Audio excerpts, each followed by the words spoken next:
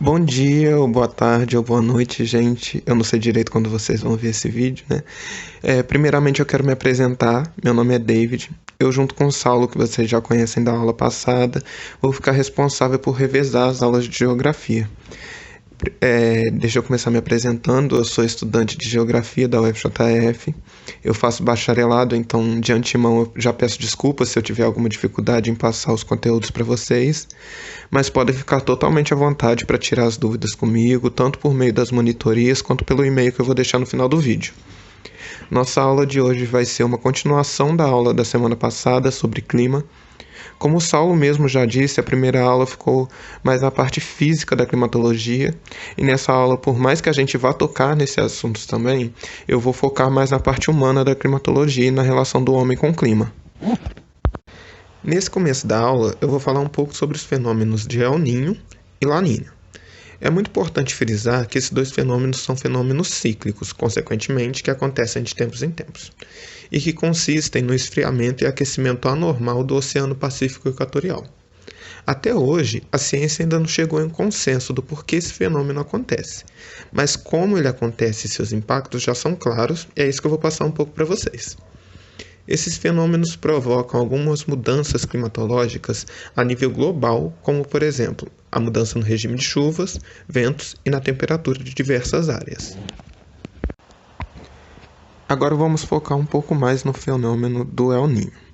El Niño é um fenômeno atmosférico, oceânico, caracterizado por um aquecimento anormal das águas superficiais no Oceano Pacífico tropical, e que pode afetar o clima regional e global, mudando os padrões de vento a nível mundial e afetando assim os regimes de chuva em regiões tropicais e de latitudes médias.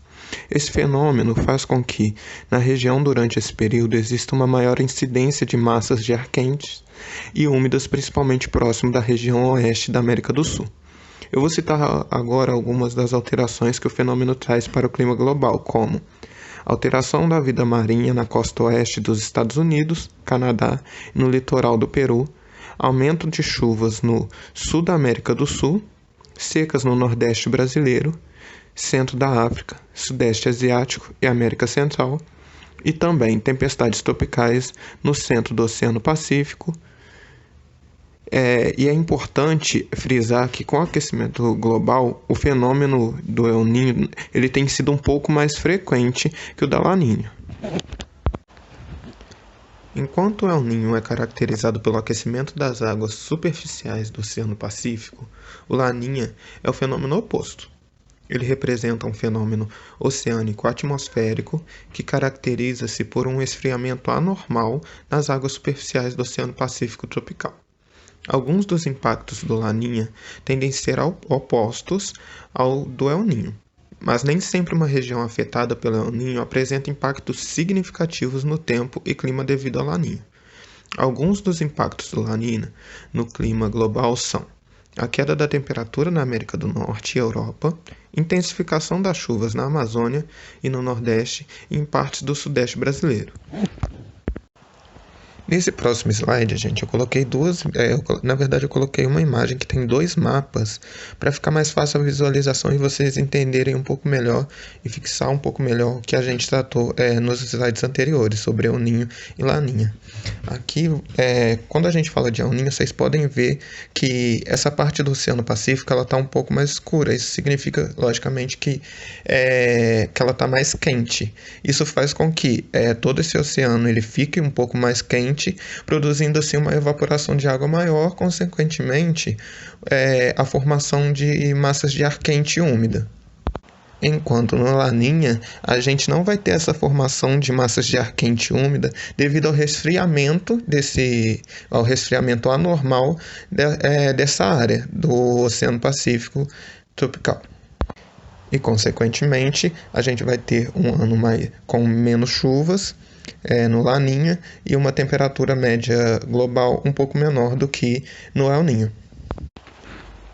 Gente, a partir desse slide eu vou falar sobre uma parte que particularmente eu prefiro tratar, que é a relação do homem com o clima e seus impactos no mesmo e tal. Eu vou tentar demonstrar para vocês alguns fenômenos provocados pelo homem no clima, mas em diferentes escalas, para que vocês possam entender como isso pode influenciar de certa forma a nível global, mas também no seu dia a dia e as coisas que você faz. Eu vou começar falando num caráter introdutório, uma coisa que é muito perceptível aos nossos olhos, que é o fato do homem, por meio de alguns aspectos da sua sobrevivência, ele promove algumas mudanças no meio ambiente em que vive, por meio da agricultura, por exemplo, industrialização, estilo de vida, entre outros. Com o passar dos anos, todas essas interferências fizeram com que o meio ambiente atual se diferencie muito do que era vários anos atrás, e dados mostram que essas mudanças tendem a só se intensificar. Gente, nessa aula, nós vamos nos atentar aos impactos que a ação humana trouxe para o clima, fazendo assim uma análise em várias escalas, procurando entender como isso pode mudar o nosso dia a dia. Um exemplo de mudanças no dia a dia em relação aos impactos do homem no clima, eu nem coloquei isso mais à frente nos slides, mas, por exemplo, a questão da máscara na China. A China ela tem um potencial industrial tão grande, consequentemente, a quantidade de gases que ela libera na atmosfera é maior, é uma quantidade bem significativa. Isso faz com que o ar fique excessivamente poluído. Em decorrência desse ar excessivamente poluído, o uso das máscaras na China ele já é uma coisa mais cultural. Por exemplo, agora a gente está num período de pandemia e isso está sendo uma coisa nova para a gente. O uso das máscaras lá ele já é uma coisa mais cultural e ele já é usado há vários anos, em decorrência desse ar excessivamente poluído deles. Outra coisa também é que esses impactos na climatologia eles podem fazer com que aconteça a extinção de espécies de animais, plantas, ou até mesmo causar grandes desastres naturais, que é uma das coisas que a gente vai tocar um pouco mais para frente nos slides. Uma coisa que a gente precisa falar, que é muito importante em relação à emissão de gases, é que ela teve um marco muito grande, que é a primeira Revolução Industrial. Como a produção industrial era pautada na manufatura antes disso, a emissão de gases era baixa em comparação ao período pós-primeira Revolução Industrial, pois a partir desse momento não só o modo de se produzir mudou, mas também a escala da produção, fazendo com que, assim, um grande volume de gases entrasse em contato com a atmosfera. Outro marco foi a segunda Revolução Industrial, que passou a usar o petróleo e a queima do carvão mineral como matriz energética. Desde então, o ser humano tem lançado um grande volume de gases que podem fazer com que o clima mude a ponto das condições se tornarem adversas para a sobrevivência de várias espécies. Agora, a gente vai falar da chuva ácida.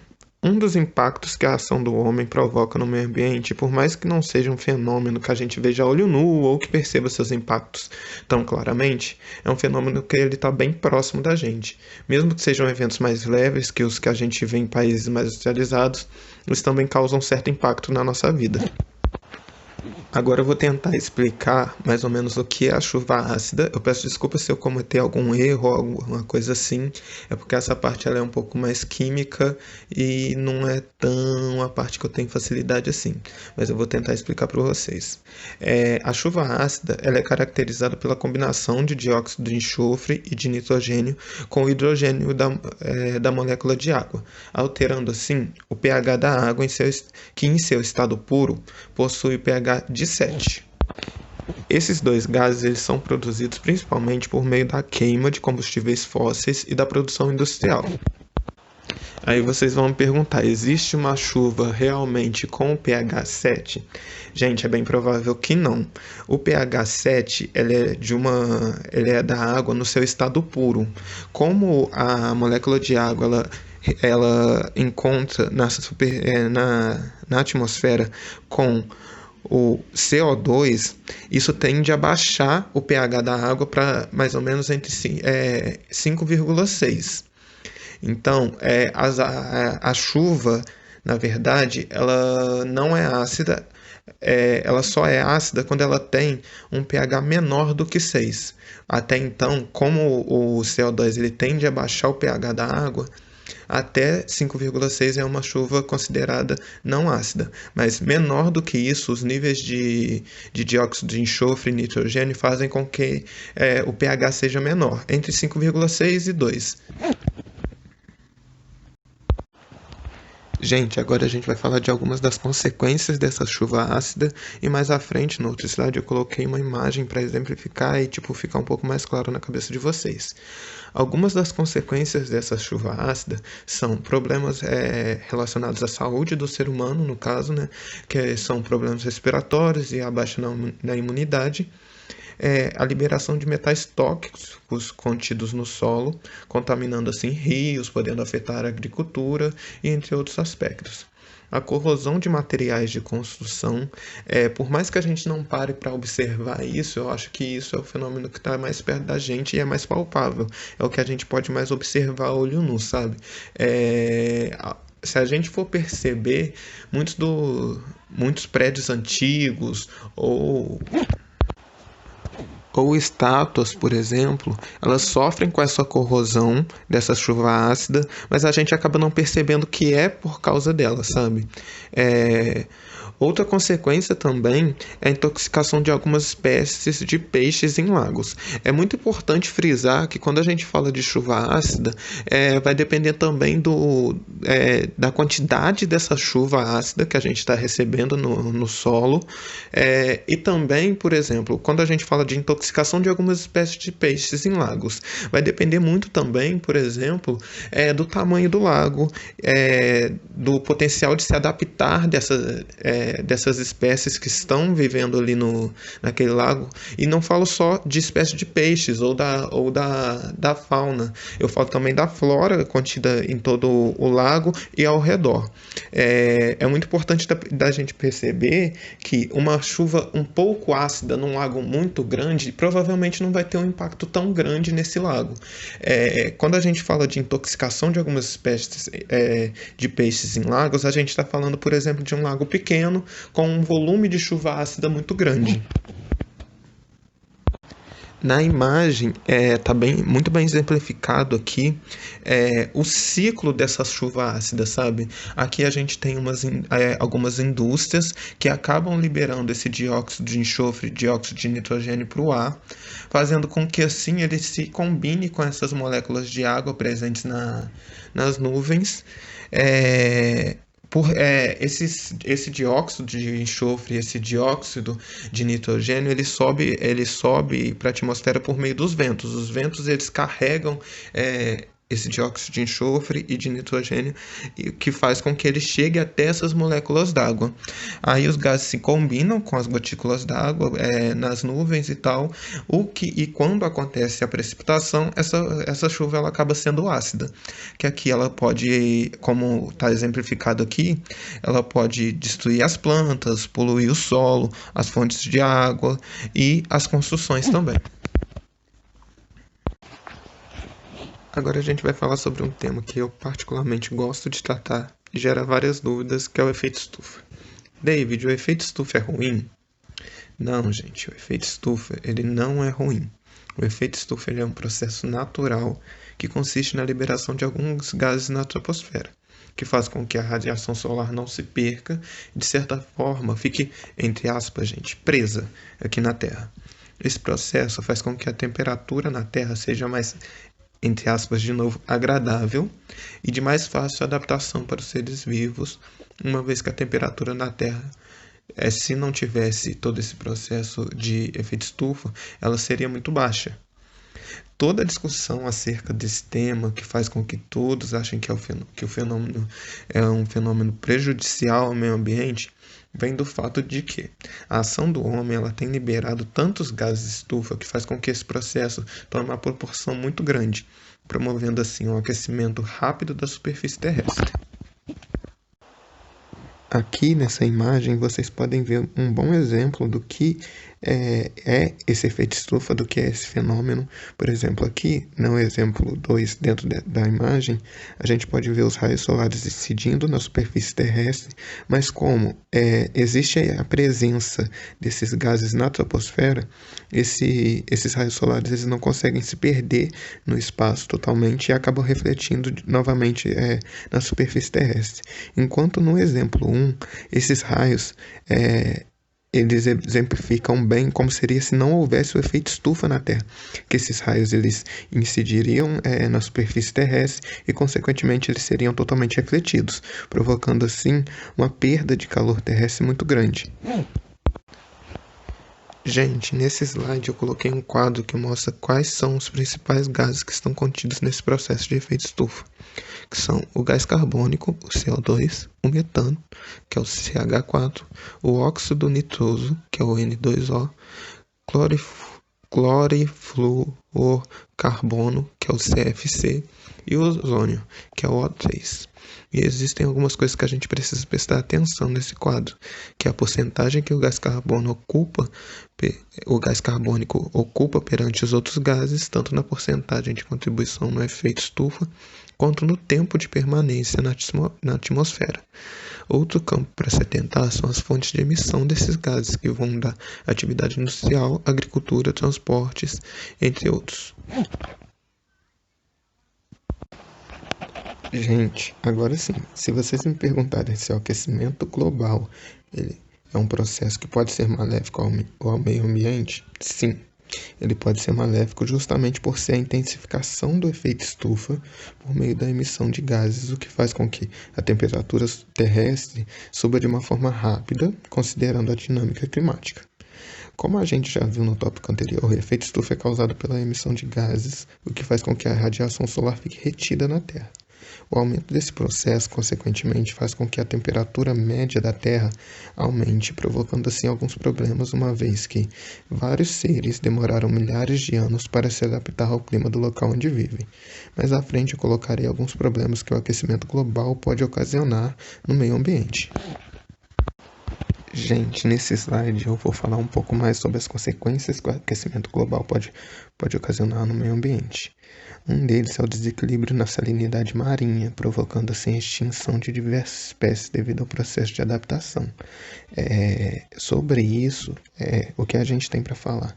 Várias espécies, tipo no mar, conhecidas ou não, elas levaram anos e milhares de anos para se adaptar a esse ambiente. E quando eu falar esse ambiente, a gente fala de temperatura e, no caso, também de salinidade.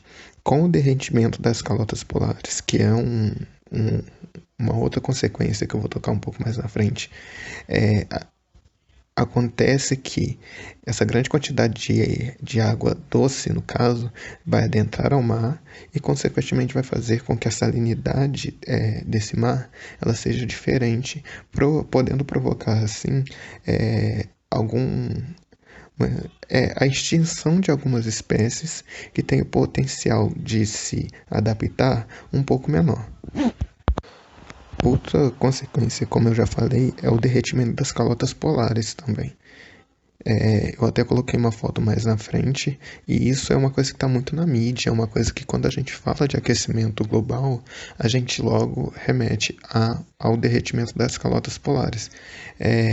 O que faz com que necessariamente, com o derretimento dessas calotas, outra consequência grave também venha a ocorrer, que é a elevação dos níveis do mar.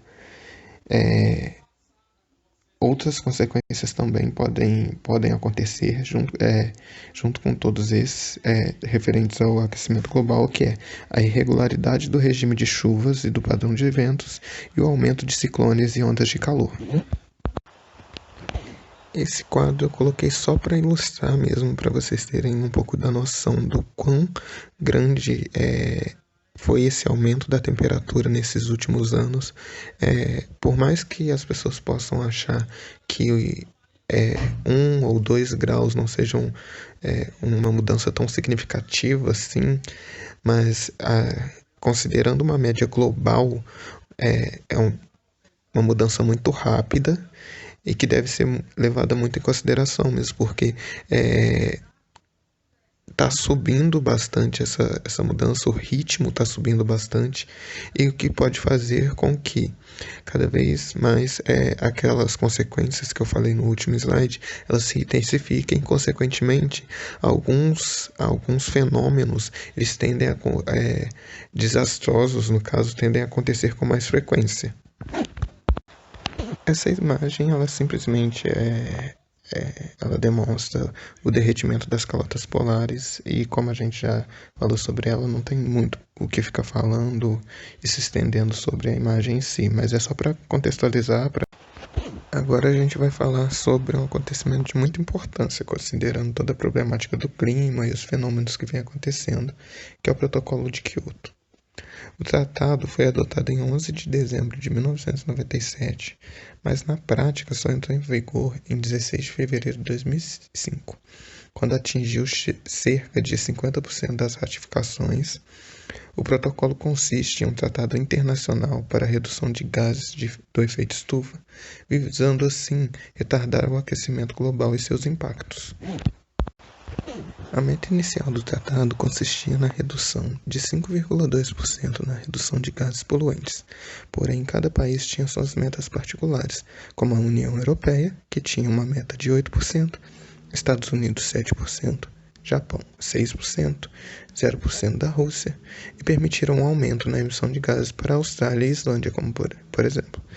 A obrigação de reduzir as emissões atuais em países desenvolvidos é maior, uma vez que são historicamente responsáveis pelas concentrações atuais de gases de efeito estufa na atmosfera.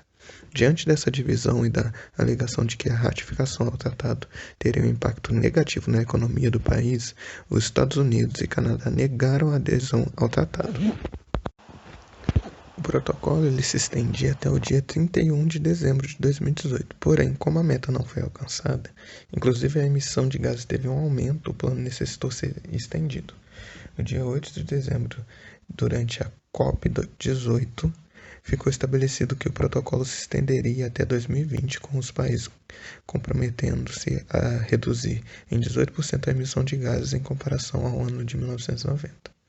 Atualmente, 196 países membros da UNFCCC, que no caso é a Convenção Quadro das Nações Unidas sobre Mudanças Climáticas, assinaram o protocolo e 192 ratificaram.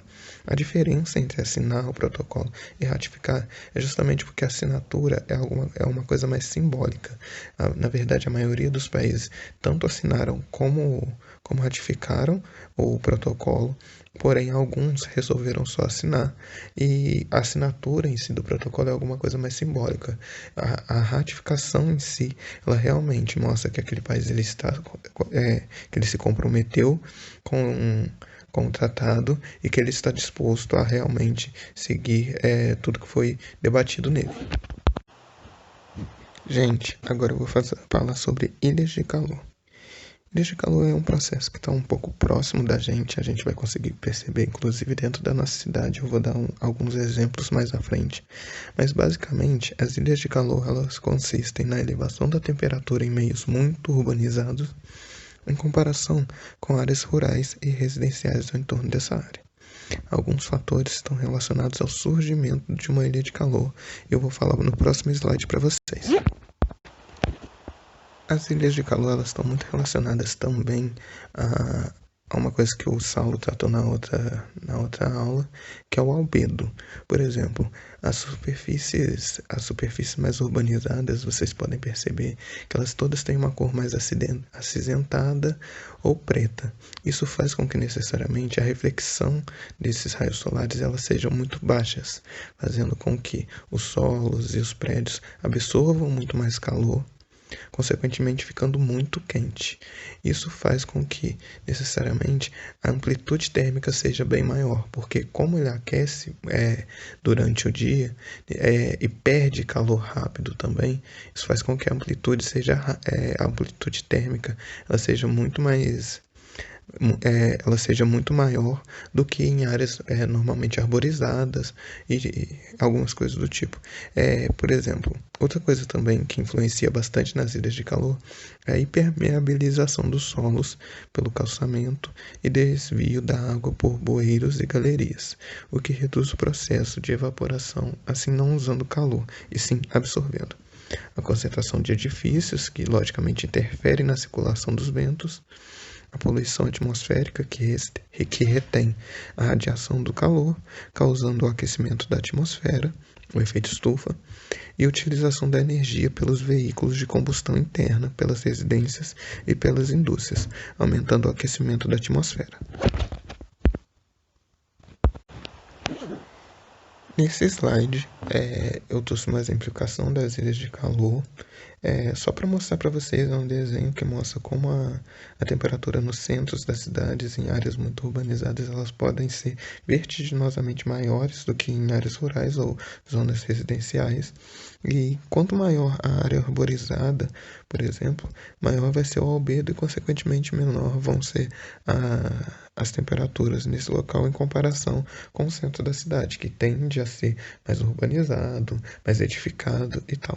Um exemplo que eu quero deixar sobre isso, eu não sei se todo mundo aqui mora em Juiz de Fora, mas um bom exemplo que a gente pode perceber dentro da nossa cidade é a diferença de temperatura entre o centro da cidade, principalmente em algumas avenidas, como por exemplo a Getúlio Vargas. Se você for perceber, entre a Getúlio Vargas e, por exemplo, a UFJF, que é uma área com muito arborizada. Claro que aí tem outros fatores, por exemplo, a altitude da UFJF é muito maior do que a altitude da Getúlio Vargas ou até mesmo do centro da cidade como um todo. Mas aí a gente pode perceber que um dos fatores também dessa grande discrepância em alguns momentos, em alguns dias, referente à temperatura, também tem muito a ver com esse grau de edificação, com esse grau de urbanização do centro da cidade em comparação com a FJF.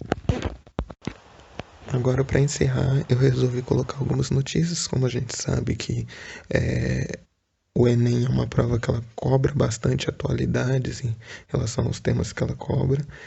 Eu resolvi colocar 3 notícias aqui, eu não vou tratar todas, na verdade eu deixei o link de todas aqui para vocês darem uma olhada. Mas uma em si, uma específica, eu quero só comentar ela com vocês, que eu acho ela de bastante importância para a prova, que pode realmente cair, que é Covid-19. ONU discute redução de emissões na pandemia e outros impactos ao clima. Se vocês perceberem, existem uma quantidade grande de matérias mostrando que a quantidade de emissão de gases caiu drasticamente nessa pandemia. Então, é bom dar uma olhada nisso, sabe? Porque isso é um tema atual, é um tema que pode ser cobrado, é um tema que a gente pode aplicar absolutamente tudo que a gente viu anteriormente, principalmente nessa aula, sabe? Para fazer uma análise geográfica e climática bastante forte em relação a isso. Mas no total é isso. Eu espero ter passado de uma forma clara todos os conteúdos para vocês. E como eu disse, eu vou deixar um e-mail para caso alguém tenha algum tipo de dúvida, poder entrar em contato comigo ou se sentir mais à vontade, pode entrar em contato somente na monitoria, sem problemas. Mas eu estou totalmente disponível. Caso alguém tenha algum tipo de dúvida, pode entrar em contato. É isso, gente. Boa noite, ou bom dia, ou boa tarde. Espero que vocês tenham tido uma boa aula.